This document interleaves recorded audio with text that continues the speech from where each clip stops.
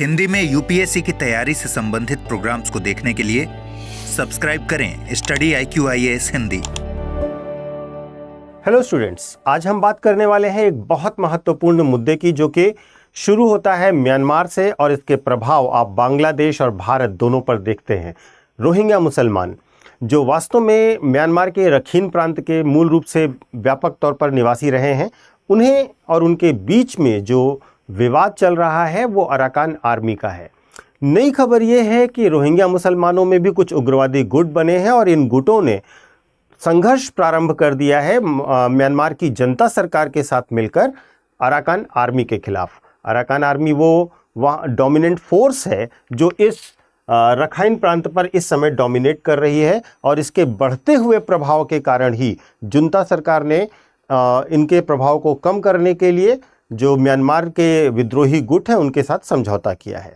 तो ये एक तरीके से गृह युद्ध को भड़काने की एक स्थिति बन रही है म्यांमार में, जो कि प्रभाव डालेगी बांग्लादेश पर भी और साथ ही साथ भारत पर भी, और इसके साथ भारत की लुक ईस्ट पॉलिसी पर भी। तो इसी वीडियो में आज हम ये सब चीज़ें समझेंगे। सबसे पहले एक बैकग्राउंड इन्फॉर्मेशन भी समझिए कि म्यांमार में जो गृह युद्ध चल रहा है उसमें सबसे ज़्यादा प्रभाव पड़ा है इस रखाइन प्रांत पर। इस प्रांत में वास्तव में पिछले दिनों अराकान आर्मी जो है, जिसको AA भी कहा जाता है, वो लगातार जुंता शासन के खिलाफ बढ़त बढ़ाता जा रहा है, और इसके साथ साथ इनका शासन पर कंट्रोल भी बढ़ता जा रहा है। AA का जो रुख है वो रोहिंग्या मुस्लिमों के खिलाफ रहा है हमेशा से। वे उन्हें मारते हैं और भगाते हैं। अब इस वजह से बहुत बड़ी तादाद में रोहिंग्याओं को वहाँ से पलायन के लिए मजबूर होना पड़ा। इसका नतीजा ये रहा कि कई विद्रोही गुट रखाइन में AA के खिलाफ लड़ाई में जुंता शासन के साथ शामिल हो गए हैं। अब इससे बांग्लादेश में जो शरण लिए रोहिंग्या हैं, वहाँ से भी इसको ऑपरेट किया जा रहा है, भर्तियां की जा रही हैं, और ये एक नई सिचुएशन को क्रिएट कर रहा है जो भारत के लिए भी चिंता का विषय है। तो आज के वीडियो को शुरू करते हैं। आज के वीडियो में हम आपको क्या क्या चीज़ें बताएंगे। सबसे पहले हम चर्चा करेंगे रोहिंग्या कौन है, फिर हम आपको बताएंगे कि पूरा मामला क्या है, अराकान आर्मी क्या है, और इसके साथ साथ रखाइन प्रांत की स्थिति के बारे में, जो जियोपॉलिटिकल सिचुएशंस है उसके बारे में चर्चा करेंगे, और इसके बाद हम चर्चा करेंगे भारत के लिए इस संदर्भ में क्या क्या चुनौतियां उत्पन्न हो रही हैं। ये पोर्शन आपके प्रीलिम्स और मेंस दोनों की परीक्षाओं के लिए बहुत ही महत्वपूर्ण है। इसको ध्यान से देखिएगा और जो भी इंपॉर्टेंट पॉइंट्स हैं उन्हें नोट करने का प्रयास करिएगा। अगर आप नोट नहीं कर पा रहे हैं तो आप इसके PDF भी प्राप्त कर सकते हैं। इसके लिए आपको सिंपली मेरे Telegram channel UPSC mentor Pankaj sir पर जाकर के वहाँ ज्वाइन होना है इस ग्रुप में, और यहाँ से आप अपनी डाउट्स और क्वेरीज भी पूछ सकते हैं, और इसके साथ साथ अगर आपको PDF चाहिए तो वहाँ पर आपको मिल जाएगी। तो शुरू करते हैं आज का वीडियो। सबसे पहली चीज़ कि रोहिंग्या समुदाय है कौन। रोहिंग्याओं के बारे में बहुत सिंपली समझिए कि रोहिंग्या मुसलमान जो हैं वो म्यांमार के पश्चिमी राखीन राज्य में रहता है। ठीक है, जो रखाइन राज्य मैंने आपको दिखाया वहां पर रहते हैं ये लोग। ये दशकों से म्यांमार सरकार इनको अवैध प्रवासी मानती है। तो म्यांमार गवर्नमेंट की जो कंडीशन है, जो ऑफिशियल स्टेटस है, वो क्या है कि वो ये मानते हैं कि ये लोग अवैध प्रवासी हैं और इन्हें कोई नागरिकता म्यांमार की नहीं दी गई है। 2017 से म्यांमार की सेना इनके खिलाफ सैन्य अभियान भी चला रही है, जिससे लाखों रोहिंग्या बांग्लादेश भागकर चले गए हैं। अब UN ने इस घटना को, जो वहाँ की सेना ने मार के भगाया रोहिंग्याओं को, इसे एथनिक क्लिंजिंग कहा था, यानी कि जातीय सफाया कहा था। ये एक बड़ी घटना थी, और आपने देखा होगा बांग्लादेश में बहुत बड़े पैमाने पर रोहिंग्या मुसलमान शरणार्थी के तौर पर रह रहे हैं। भारत में भी आपको बहुत सारे अवैध रोहिंग्या मुसलमानों के बारे में लगातार न्यूज़ मिलती रहती है। अब इसमें क्या क्या हुआ उसको समझिए, इस पूरे मामले को समझने की कोशिश करिए कि अभी क्या हुआ है। वास्तव में अराकान आर्मी ने रखाइन प्रांत में अपना नियंत्रण बढ़ा लिया है। इससे म्यांमार की सेना को बहुत नुकसान हो रहा है, क्योंकि एक बड़ा क्षेत्र है जिस पर अराकान आर्मी का कंट्रोल हो गया है।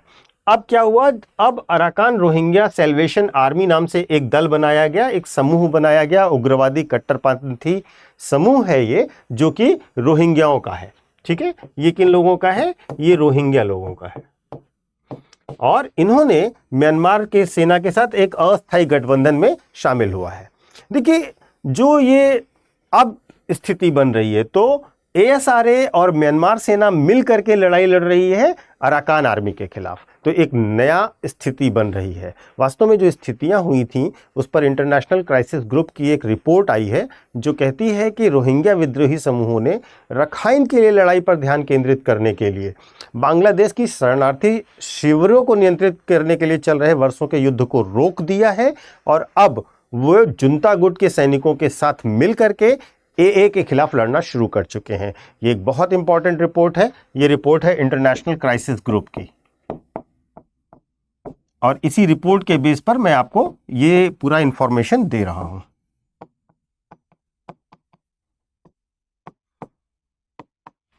और इसने बताया कि इन दो लोगों ने मिलकर के एए के खिलाफ लड़ाई प्रारंभ कर दी। अब हमें यह भी जानना चाहिए कि अराकान आर्मी है क्या चीज़। तो अराकान आर्मी के बारे में थोड़ा सा जानिएगा। वास्तव में अराकान आर्मी जो है वो रखान प्रांत का एक शक्तिशाली जातीय समूह है। ठीक है, इसमें क्या है, इसमें बौद्ध समुदाय का प्रतिनिधित्व है। वास्तव में वहाँ के लोकल जो बौद्ध लोग हैं वो लोग इसमें आते हैं। स्वायत्तता की इनकी मांग है। ये मांगते हैं कि यहाँ के ओरिजिनल निवासी ये हैं और इन्हें स्वायत्तता दी जाए और हाल के महीनों में कई इलाकों में इन्होंने कब्जा कर लिया है। वास्तव में अराकान जो शब्द है, ठीक है, अराकान वास्तव में रखाइन का ही पुराना नाम है और ये रखाइन बौद्ध जातीय समुदाय का पारंपरिक नाम भी है। ए खुद को इस क्षेत्र का मूल निवासी मानता है और इस वजह से इस पूरे क्षेत्र पर कंट्रोल यानी नियंत्रण स्थापित करने का प्रयास करता है।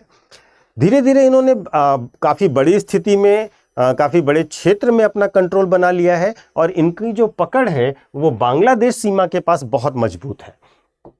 अब इसके बाद हम रखाइन प्रांत के बारे में देखें कि रखाइन प्रांत की वास्तव में स्थिति क्या है। तो अगर हम इसकी भौगोलिक महत्व को देखें, ये आपका रखाइन प्रांत है, म्यांमार, बांग्लादेश, इंडिया।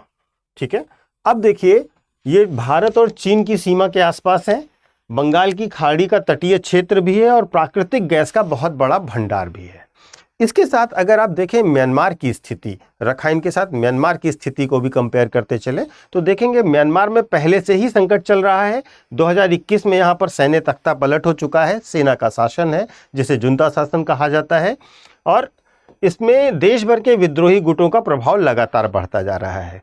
अब रखीन राज्य में रोहिंग्या बनाम अराकान आर्मी की लड़ाई से एक और नया मोर्चा खुल रहा है यहाँ पर, जो गृह युद्ध को और तेज करेगा और इसके साथ साथ यह संघर्ष जातीय, धार्मिक, राजनीतिक तीनों पहलुओं के लिए बेहद संवेदनशील है।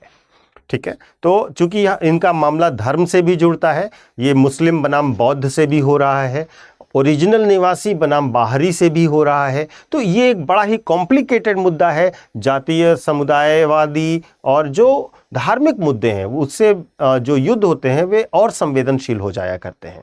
अब यहाँ पर हम देखना चाहेंगे कि इन सब स्थितियों के कारण भारत के लिए क्या स्थिति बनती है, भारत के लिए क्या चुनौती बनती है, क्योंकि हमारा मुद्दा बेसिकली भारत है। तो भारत के लिए अगर हम देखें क्या चुनौती बन रही है कि जो भारत के पूर्वोत्तर राज्य हैं, खासकर मिजोरम, मणिपुर, ये म्यांमार से जुड़े हुए हैं। अगर हम मणिपुर और म्यांमार की सीमा की बात करें तो मणिपुर और म्यांमार, मणिपुर से अगर हम देखें तो मणिपुर से म्यांमार की सीमा लगभग 398 किलोमीटर है। 398 किलोमीटर की सीमा मणिपुर साझा कर रहा है। मिजोरम 318 किलोमीटर की सीमा साझा कर रहा है। ठीक है, मिजोरम आपका 318 किलोमीटर की सीमा म्यांमार के साथ साझा करता है। इसके साथ साथ नागालैंड 215 किलोमीटर, अरुणाचल प्रदेश की बात करें तो ये लगभग 520 किलोमीटर लंबी सीमा जो है साझा करता है म्यांमार के साथ। तो अब अगर आप देखें तो भारत का लगभग 4 राज्य और एक लंबी सीमा रेखा जुड़ती है म्यांमार के साथ। अब अगर भारत के साथ देखें तो सबसे बड़ी समस्या क्या है कि रोहिंग्या भारत में घुसपैठ कर रहे हैं और अब यह संकट और गहरा सकता है, क्योंकि वहाँ से और उग्रवाद और लड़ाई की स्थिति बनेगी तो जाहिर सी बात है वो भागने की कोशिश करेंगे। अब हमारे लिए सीमा सुरक्षा भी एक बड़ी चुनौती बनेगी और ये भारत की एक्ट ईस्ट पॉलिसी और म्यांमार में निवेश को भी प्रभावित कर सकता है। तो अगर आप देखें तो सीमा पार से तस्करी का मामला है ना, सीमा पार की गतिविधियां, जैसे हथियारों की तस्करी की बात करें तो एए और अन्य समूह के हथियार भारत में घुसपैठ करने के काम आएंगे। ड्रग्स ट्रैफिकिंग की बात करें तो जो गोल्डन ट्रायंगल का कॉन्सेप्ट है वहाँ से हेरोइन और मेटामॉर्फिन का जो इलीगल ट्रेड है वो बढ़ता चला जाएगा, मानव तस्करी के मामले बढ़ेंगे, गैर कानूनी माइग्रेशन होगा। इन सब चीज़ों के कारण भारत के लिए एक बड़ी चुनौती बनती जा रही है। अब अगर इसके साथ साथ हम देखें तो बंगाल की खाड़ी, जो एक बड़ा पोर्शन हमारा मैच कर रहा है इन दोनों से, तो बंगाल की खाड़ी में हमने कलादान प्रोजेक्ट शुरू किया था बंदरगाह के लिए, जो लगभग 484 मिलियन डॉलर का है। इस पर खतरे आएंगे, है ना। सितवें बंदरगाह पर एआई के नियंत्रण से बहुत बड़ी भारत की पहुंच में बाधा आएगी, है ना। ऊर्जा सुरक्षा में भी बहुत समस्या आएगी, क्योंकि म्यांमार से भारत में एक नेचुरल गैस की पाइपलाइन आती है, उस पर भी एक रिस्क बढ़ेगा। अगर हम देखें न्यू मून रिफाइनरी प्रोजेक्ट है भारत का, उस पर तेल रिफाइनरी पर असर पड़ेगा। और एनर्जी कॉरिडोर जो हमने साउथ एशिया एनर्जी कॉरिडोर के लिए इन्वेस्टमेंट करना शुरू किया है, उसमें भी बाधा उत्पन्न होगी। तो इन सब जो इनके गृह युद्ध हैं, इनकी वजह से भारत का भारी निवेश, सुरक्षा, व्यापार, हर एक चीज़ पर बड़ा खतरा उत्पन्न हो रहा है, और इस वजह से हमें इस पर नज़र रखना बहुत ज़रूरी है। तो इस प्रकार अगर आप देखें तो म्यांमार का जो एक नया गठबंधन बन गया है सेना का और एक पर्टिकुलर विद्रोही ग्रुप का, इससे एक बात तो क्लियर हो गई कि राजनीति में कोई परमानेंट फ्रेंड नहीं है, कोई परमानेंट एनिमी नहीं है। रोहिंग्या समुदाय का यह फैसला कि वो जुंता सरकार के साथ मिलकर एए से लड़ेगी, ये हो सकता है कि उनकी तात्कालिक मजबूरी हो, लेकिन इससे क्षेत्रीय अस्थिरता जरूर बढ़ेगी। और यह स्थिति साबित कर रही है कि म्यांमार का संकट अब उसका आंतरिक मामला नहीं रह गया है, बल्कि पूरे साउथ एशिया की सुरक्षा को प्रभावित करेगा। तो इस पूरे वीडियो के डिस्कशन के बाद अब आपसे मैं पूछना चाहूँगा कि आप बताइए कि क्या रोहिंग्या लोगों को हथियार उठाने की ज़रूरत थी? क्या ये जो हथियार उठाया गया है इससे क्षेत्र में शांति बढ़ेगी, शांति संभव होगी, या हालात और बिगड़ेंगे? आप अपने विचारों को कमेंट करके ज़रूर बताइएगा। ये महत्वपूर्ण टॉपिक था, इस पर आपके विचार भी महत्व रखते हैं। तो धन्यवाद। आप कोशिश करिए, इसको अच्छे से देखिए, और अगर कोई इशू होता है तो मैंने आपको टेलीग्राम चैनल बताया है, आप उस पर ज्वाइन कर लीजिए। Thank you so much. Hindi में यूपीएससी की तैयारी से संबंधित प्रोग्राम्स को देखने के लिए सब्सक्राइब करें स्टडी IQ IAS हिंदी।